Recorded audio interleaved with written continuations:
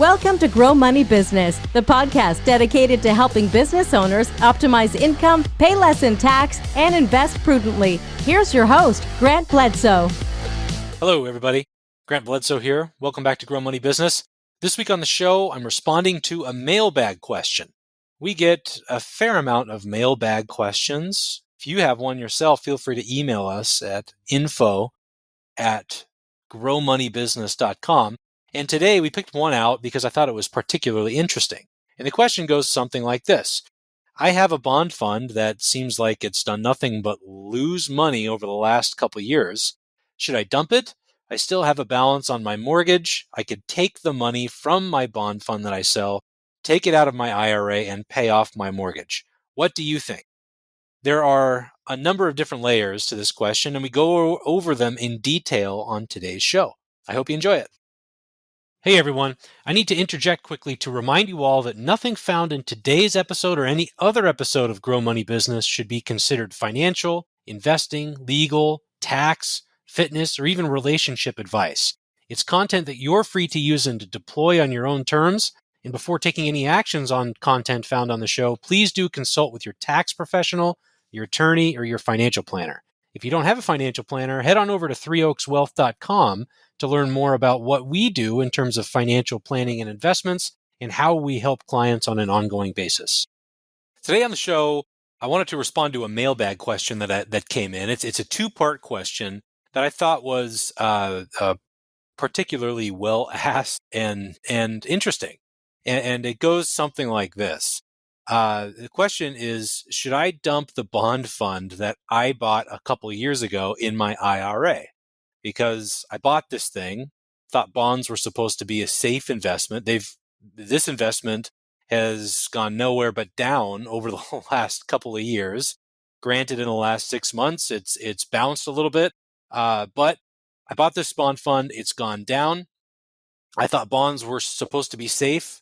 Should I dump this thing? Secondarily to that, I'm about to retire. Why not just sell this bond fund, take the money out of my IRA and pay down my mortgage? Because I invested in this thing that I thought was a safe investment. I've always heard bonds were supposed to be safe. I'm paying the bank interest on my mortgage and losing money on what I thought was a safe investment. Why not just sell this losing investment, take the money out, pay down my mortgage, and make myself better off? So I wanted to unpack this because this is a particularly interesting thing because of how the markets and interest rates have performed over the last couple of years, which has those are the two biggest determinants as far as how bonds do in general. So the fund that this gentleman is referencing is a fund that I am familiar with. I've got some stats here in front of me in my notes that I'll refer back to a little bit in the episode today, but I just wanted to walk through this piece by piece. Now, the fund in question is the PIMCO Total Return Bond Fund. It's been around forever. PIMCO is a huge investment manager. PIMCO is an acronym for Pacific Investment Management Company or corporation, probably. For years and years and years, PIMCO had a star fund manager handling all of its bonds. It was Bill Gross. Bill Gross is in his 70s or 80s now. He left PIMCO maybe like 5 or 6 or 7 years ago. No, it's been longer than that. It's been maybe 12, 15 years, as a matter of fact. And left to go work at Janus, which is another large investment management company I believe they're out of Denver. Anyway, Bill Gross was like a star in the industry for a long time. He worked at PIMCO and ran a whole bunch of money for bond fund investors through institutional accounts and collective investment trusts and mutual funds and ETFs. So this is a fund I'm familiar with. The PIMCO Total Return Bond Fund, ticker, if you want to look it up, is PTTRX. It's been around a long time. I believe Bill Gross used to manage it himself. It's a very good example of a middle-of-the-road core bond fund. So what that means is if you had to choose just one investment to comprise all your bond holdings, you had to choose one ticker for all your bonds, in your accounts, in your portfolio, this would not be that bad of a way to go. This is, of course, not advice and a comment on whether this is going to go up or down, but it's a good diversified fund. It's part of a really sound investment management firm that has a lot of checks and balances and a lot of money under management because of the success they've had over the years. The fund itself isn't that expensive. I believe the duration of the fund is a little bit over 6 years, which is pretty average. They have a variety of credit qualities in the bond fund, meaning some really safe credits like U.S.-backed government debt and some slightly more risky credits in the portfolio as well. And when you add all that stuff together, it's a really pretty balanced, broad, comprehensive bond fund. So I pulled the return information for this fund specifically. Over the last 10 years, because of the poor year in 2022, the average return data over the last 10 years has been dragged down by quite a bit. In 2021, the fund lost 0.84% in value. In 2022, the fund lost 14.09% in value. And in 2023, the fund gained 6.3%. So remember what was happening at this time in the economy. Inflation was really starting to go out of control. The Federal Reserve hiked rates very dramatically, far more dramatically than they usually do, more dramatically and quicker than they usually do. And when interest rates go up, that by rule pushes the value of bond funds down, bonds and bond funds down. So over the last 10 years, the fund has produced an average return of 1.85%, which doesn't sound very good, and it's not. But the main reason for that is because it had a really bad 2022 like the rest of the bond market did. Now, a couple other interesting points I want to bring up before we get to this gentleman's question specifically is I also looked at the SEC yield and the yield to maturity of the portfolio. And when you look at bond funds, these are two things to consider. An SEC yield is a metric that all funds are, I don't know if they're required to report it, but they all do, because by reporting this number, it gives more information to trading platforms like your brokerage account, the research center and your brokerage account. And by disclosing that data, it makes the fund more attractive to potential buyers. The SEC yield is the yield the bond fund has produced over the last 30 days. Okay? It's not forward-looking. It's how much yield and interest has this bond fund produced over the last 30 days. Right now, this fund has an SEC yield of 4.8%, which is pretty good. You know, you think your highest high yield savings accounts might be a little bit better than that. But remember that yield is not the only factor that that creates return in bond funds. You also have duration risk and return, and a couple other factors there: currency risk, currency return, and a couple other items that will influence the ultimate return you get out of a bond fund. So I point that out because the last 30 days have been substantially better than the last 10 years because, again, the last 10 years were dragged down by a really poor 2022 for this fund. And as we've talked about a little bit on the show, 2022 was a really bad year for all bond funds and most equities markets. Now, the yield to maturity, the final one, the final data point that I want to highlight here is yield to maturity. Yield to maturity is 6.24%. What that means is if you buy this fund and the fund manager does nothing more than hold all the existing bonds in the fund until they mature in the future, the expected yield from those existing credits in the portfolio is 6.24%. So over the last 30 days, the fund produced 4.8%. But looking forward, if you hold the existing positions until they mature, some will mature this year, some will mature next year, some will mature 8 years down the road. The average aggregate yield on all those positions is 6.24%. So the forward-looking expectation for this fund is a heck of a lot better than it's gone over the last couple of years. Because with interest rates going up like they did in 2022, what that means is that the existing bonds in the fund in 2022 had very low yields. Interest rates went up. That pushed the value of that bond fund down.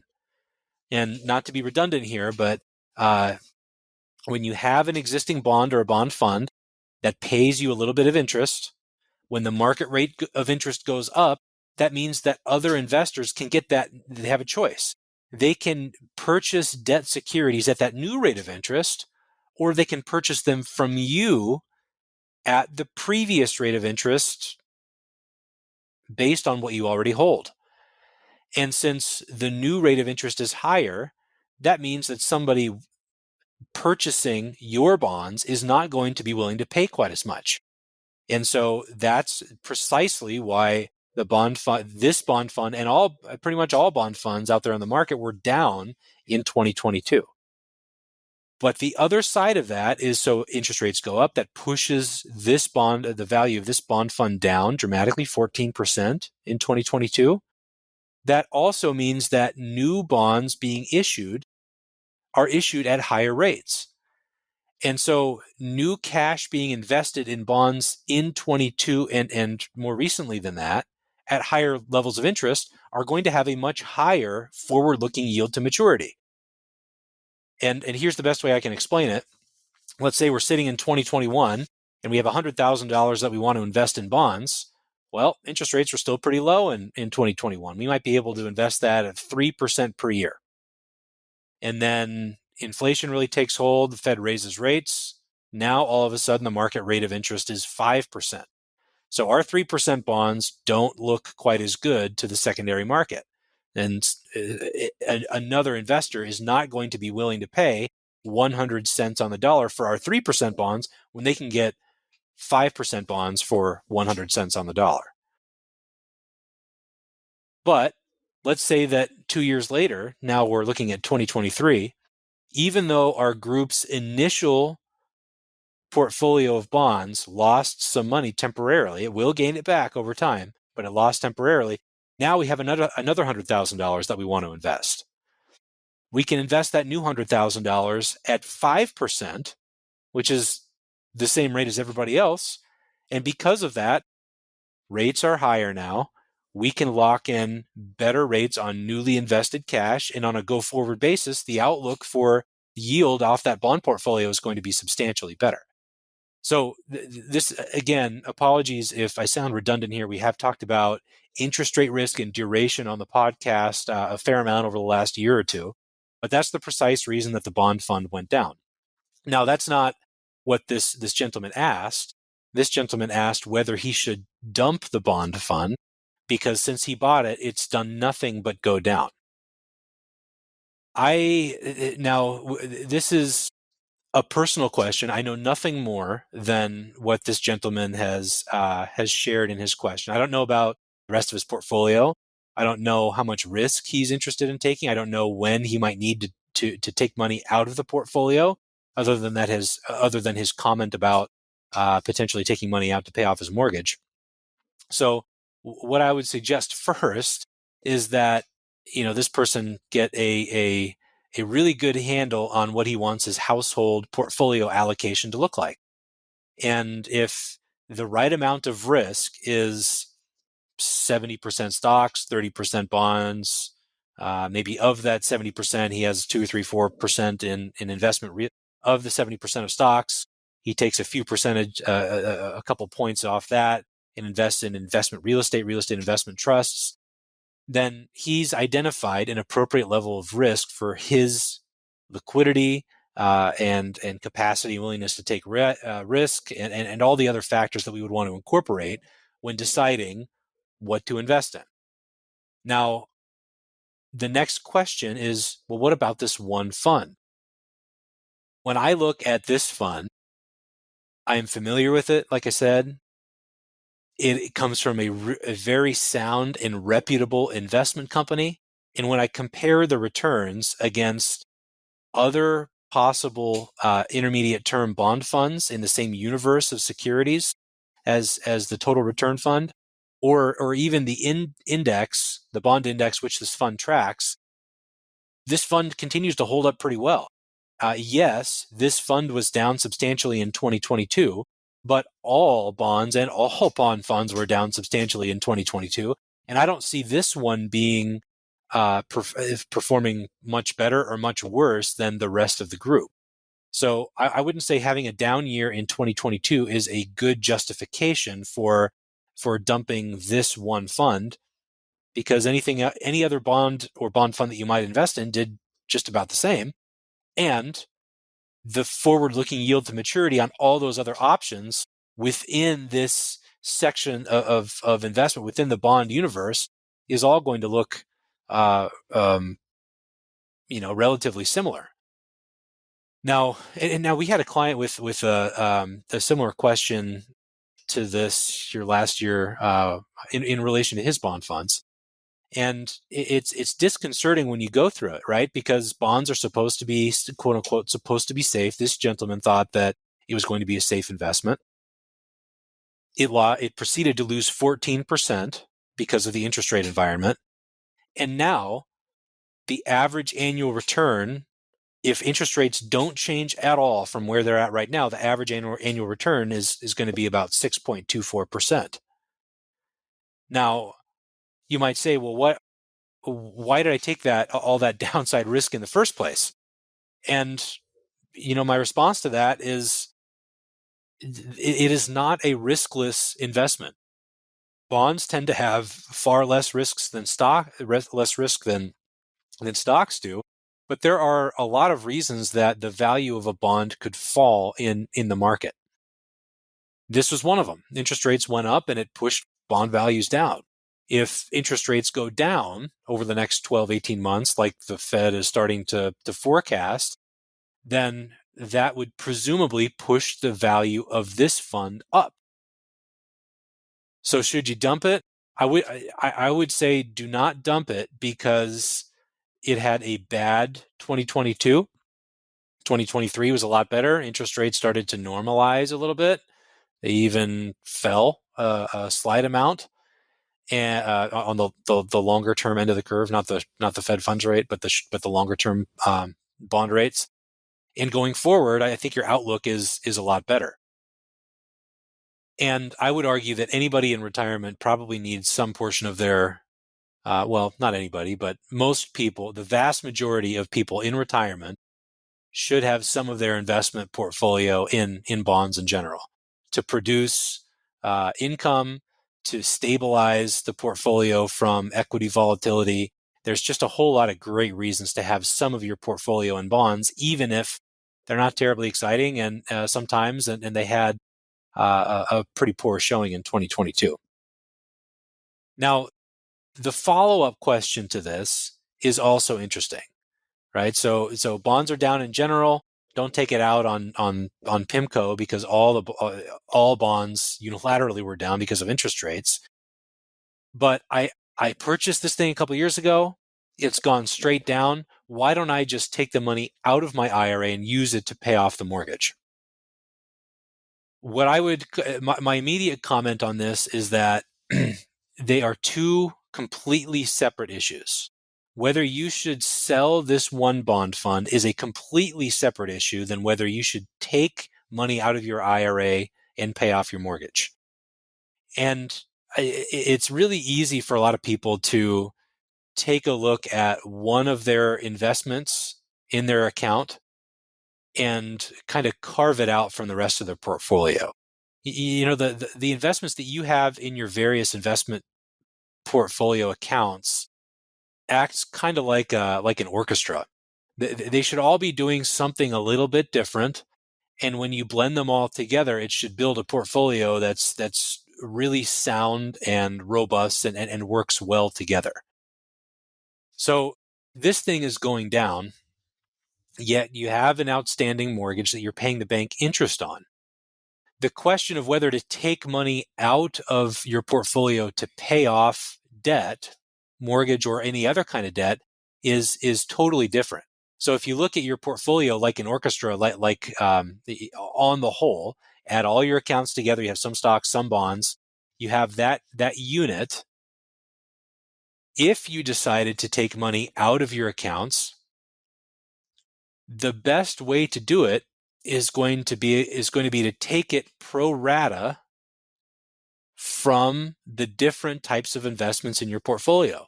So if you have a $100,000 mortgage balance and your target allocation is 70% stocks, 30% bonds, and I'm simplifying here to make it easy, then if you decided to take money out of your portfolio, don't take $100,000 of the bond fund because you're angry at it over what's happened over the last couple of years. Take $70,000 worth of stocks and $30,000 worth of bonds so that your target allocation is preserved. Because the far bigger determinant of your long-term returns is going to be that household, that aggregate asset allocation. How much of your investments are in equities, how much are in fixed income, how much are in real estate, how much is in cash. That is by far the biggest decision that we have to make as investors. And if you decided to take all of it out of the bond fund to pay off your mortgage because you were upset about the bond fund, well, very likely what you would do is take too much away from bonds and find the resulting portfolio after the distribution weighted too heavily in stocks. Right? If you have $1 million portfolio and you take $100,000 worth of bonds out, now you're left with $900,000, and more of that $900,000 left over is going to be allocated to stocks because you didn't take any from stocks, you took everything from bonds. So the perfect way to do this is how we handle it at our firm with software that assists us with this, is if somebody in that situation wanted to take out $100,000 to pay off their mortgage, we would run that request through our software and it would recommend securities to pull it from so that after the distribution, the portfolio is left as close to the target allocation as possible. So here's what I mean by that. Let's say that you have a $1 million portfolio. Your target is 70-30, but right now your allocation is 75% stocks and 25% bonds. And it got that way because your bonds were kind of flat last year in terms of performance, but your stocks did really well. So now the portion of your accounts in stocks is greater, and you're a little bit out of balance. Well, the best way to do this, if you decided to take 100 grand from your portfolio, would be if your portfolio is worth $1 million right now, you're taking $100,000 out of it, multiply the amount after the distribution by your target allocation. So multiply 900,000 by 70%, which I get 9 times 7 is, what is that, 56, I guess? 54?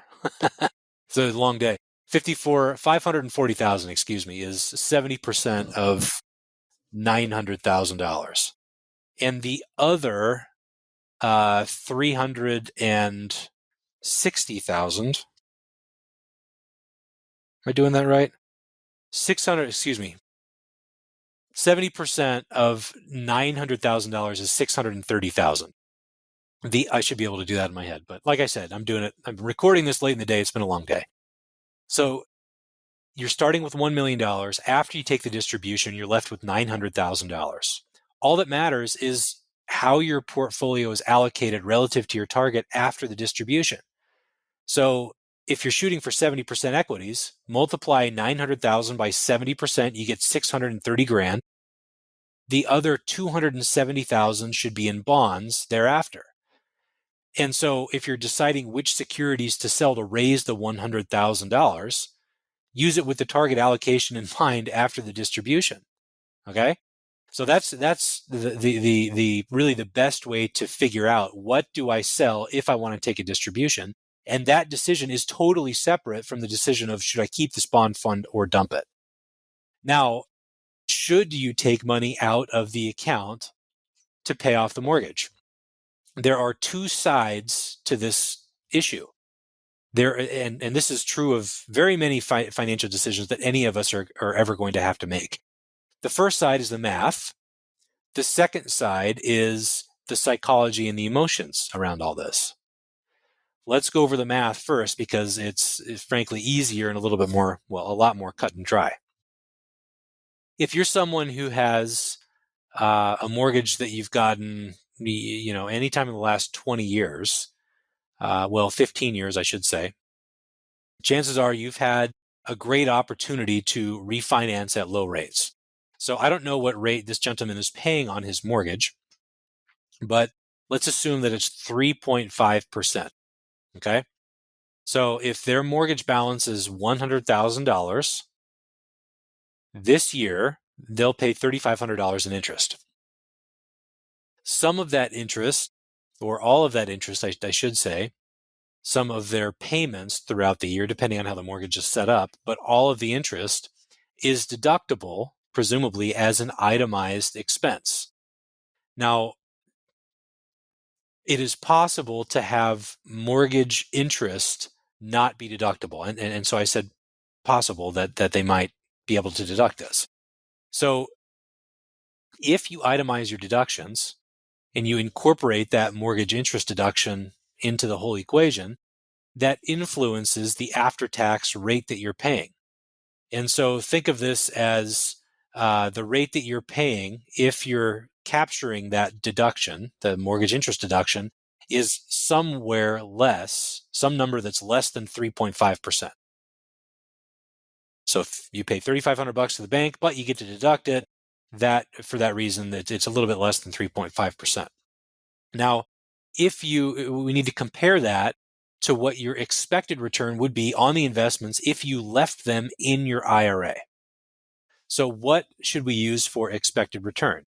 Well, ordinarily, we would take the asset allocation of the portfolio and use a long-term rate of return based on that allocation using indices as a proxy, and just use that to give us some visibility into what returns might be going forward. There are a lot of issues with that kind of analysis, because if your portfolio is 70-30, let's say that the weighted average return on a portfolio of 70% stocks, 30% bonds over the last 75 years has been, 7.25%. Let's say 7.5%. Then if we assume that you will get 7.5% on average going forward, then the next couple decades in the markets should resemble somewhat, more or less, somewhat, somehow, what the last 75 years looked like in the markets, which is the data set that we use to get to 7.5% in the first place. And one argument against this method of analysis is that we've already, experienced a lot of the rapid economic growth, as particularly here in the U.S., that we're going to see over the next 50 years. And the next 50 years are very simply put, not going to look as good as the last 50 years did. Okay. Now, there are holes in this method of analysis, but by and large, it's not a bad place to start. So if your portfolio is going to yield 7.5% by keeping the money in there, but you can take the money out and pay off debt on which you're paying somewhere less than 3.5%, the math tells us that you should keep the money in the account and earn 7.5% because 7.5% is greater than less than 3.5%. Now, on top of that, we have to incorporate the taxation of the distribution itself. So you take money, if you leave the money in the IRA, it's going to continue to grow and you don't have any immediate taxable event. If you take the money out of the IRA to pay off the mortgage, you have to pay tax on the distribution and you're paying off low interest rate debt. So if you're someone who has a reasonably priced or a reasonable interest rate on a mortgage, say anywhere less than like 5%, and you have a couple decades of time horizon where you can let the markets do the work for you and let your investments run and compound, I'm pretty confident that over the next couple decades, a properly diversified portfolio will be doing a lot better than 5% per year. We don't know that. There's no guarantee, but that's typically how it falls, because that's the way that our capitalistic system is set up and rewards capital allocators that take a little bit of risk with their money. So those are the dynamics from the math. The math favors keeping the money inside the account, letting the markets work and compound and grow for you. That's not the only thing you should consider, though.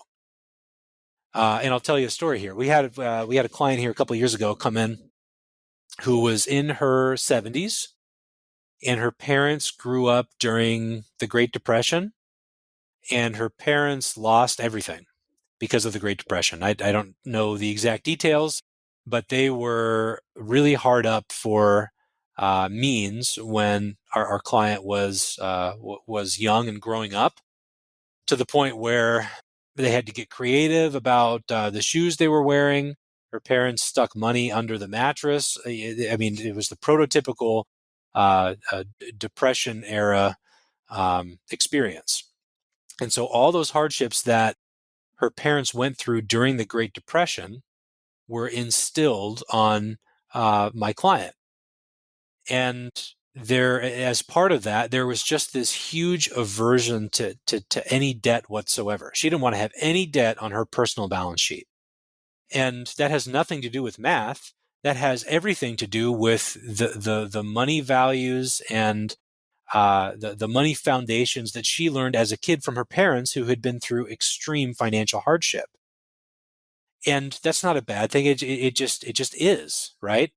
And so in her case, if she were going through this same decision, we would go over the math and the fact that she would probably be better off, meaning that her net worth would probably be higher, if she did not take the money out of the account and just allowed her investments to grow, because the expected rate of return on her investments is higher than what she's paying on her mortgage.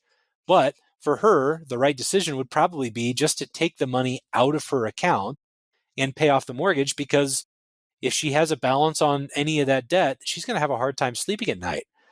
And we don't always need to be in the business of maximizing our net worth, right? Money is a tool to lead a fulfilling life. And you don't have to pinch every single penny and put the pedal to the floor to squeeze every single basis point or 0.01% of return from your assets. You need to organize them in a way that's best for you. And for this person I'm describing that we used to work with, the decision would be far better for her to take the money out of the account and pay down the debt. So that's why I say that these are two completely different decisions. Should you dump the bond fund and take them? Should you dump the bond fund, and then question number two: should you dump the bond fund, take the money out, and use it to pay off the mortgage?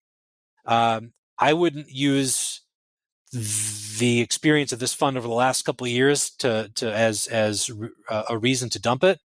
If you do feel the need to dump it, it should probably be because you want to become more conservative in your overall profile. And I would just compare what any other bond fund you're considering to how this total return fund has done over the last couple of years, because again, it really hasn't done all that poorly. Final note on this is also where yield to maturity comes in kind of handy. Remember the metric that I mentioned at the beginning of the episode. In a bond fund, there are a whole bunch of existing bonds in there. The yield on the current holdings from this one fund, if you just held the fund until all the holdings matured, and I should add there that yield to maturity implies that the bond manager does not reinvest any of the bonds as they mature. That's not going to happen, right? So you're not actually going to get 6.24%, because when the 2-year bond or bond maturing in 2 years does mature, the bond manager is not going to take that cash and send it to you. They're going to reinvest in a new bond. But because the yield to maturity is 6.24%, that alone, without doing anything else, without incorporating any stock risk at all, is substantially better than the rate that most people have on their mortgage these days. If you have a mortgage rate that's higher than 5, there's nothing wrong with that. It probably means that you just bought your house a little bit more recently than that, because mortgage rates are a lot higher in 24 and certainly in 23 too. But any mortgage that predates 23 is probably a little bit lower than 5%. So those are my thoughts. Consider this two separate issues. Should you take money out of your portfolio to pay off the mortgage is one question, but don't think of it as should you take money out of just this one bond fund because it's losing money. You need to consider your portfolio on the whole, and when it comes to making decisions about this one bond fund, don't throw the baby out with the bathwater. Take a look at bonds in general and get to your perfect household allocation as a mechanism for managing your accounts. Okay, hope this was helpful. Not too redundant. I don't think it was, but it was a great question. Listeners out there, feel free to throw your questions in to info@growmoneybusiness.com. Email us your questions. We have a list of running questions that we respond to from time to time, and I picked this one out because it was a good one. Thanks for listening, and we'll talk to you all again soon.